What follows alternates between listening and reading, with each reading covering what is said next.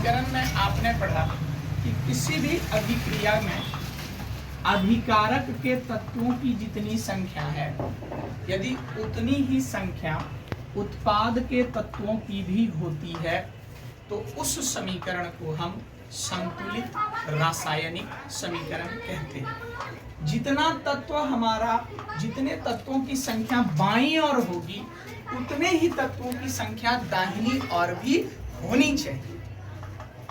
यदि दोनों तरफ तत्वों की संख्या बैलेंस्ड है तो वह इक्वेशन बैलेंस्ड केमिकल इक्वेशन होगा, और यदि दोनों और तत्वों की संख्या में आगे पीछे हो जाए तो उस समीकरण को हम असंतुलित रासायनिक समीकरण कहते हैं।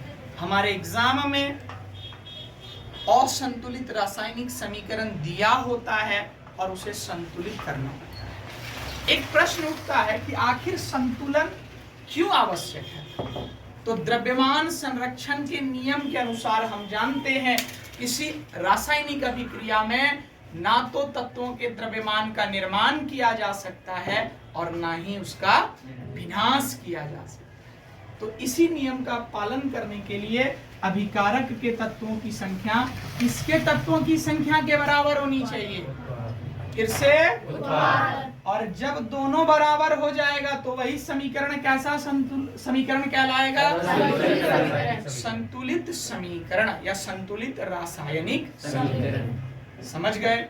हमने पढ़ा कि संतुलन कैसे करते हैं, और संतुलन में आपने देखा कि जब भी कोई समीकरण असंतुलित होगा तो उसको संतुलित करने के लिए आप उसके आगे में, तत्वों के आगे में कोई संख्या बिठाएंगे, और ऐसे बिठाएंगे कि तत्वों की कुल संख्या दोनों ओर समान होनी चाहिए। एक हम रॉ समीकरण कोई भी पकड़ लेते हैं नीचे वाला, जैसे बाईं ओर दिया हुआ है Mg प्लस O2 बनाता है MgO। अब इस समीकरण पर जब गौर करेंगे तो बाईं ओर आप देख रहे हैं Mg क्या है? एक स्वर में बोलेंगे Mg कितना है?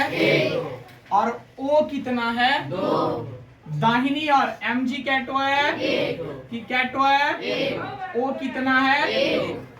Mg तो दोनों तरफ ठीक है, समान है, लेकिन O बाईं और 2 है और दाहिनी और O की संख्या कितनी है? 1। तो ऑक्सीजन मेरा गड़बड़ करने के लिए हम क्या करेंगे? इधर 2 टॉपिक समझ में आया? तो चीजें क्या पढ़े कि सिर्फ आगे में तत्वों की कोई संख्या क्या करनी है? बिठा देनी है। मुझे बढ़िया से समझ में आया? चलिए अब उसके नीचे आते हैं।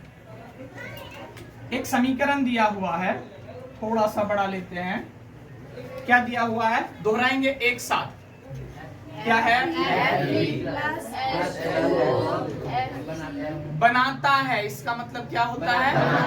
क्या बनाएगा? अब इसमें गौर करते हैं। Fe क्या है? यहाँ Fe कितना है? तो इसको भी 3 बनाना पड़ेगा। आगे में कितना बिठा देंगे? Fe तो बैलेंस हो गया। चलिए आगे बढ़िए। H क्या है? इधर आइए। H क्या है? H तो ठीक है। चलिए बढ़िया बात। अब O पर आएंगे। O कितना है? 1 तो, लेकिन O यहाँ कितना है? तो इसके आगे में कितना लगाना पड़ेगा? जैसे ही हम 4 लगाए H मेरा गड़बड़ हो गया। हाइड्रोजन बाईं और 4 दूनी कितना हो गया? लेकिन दाहिनी और कितना है? 2।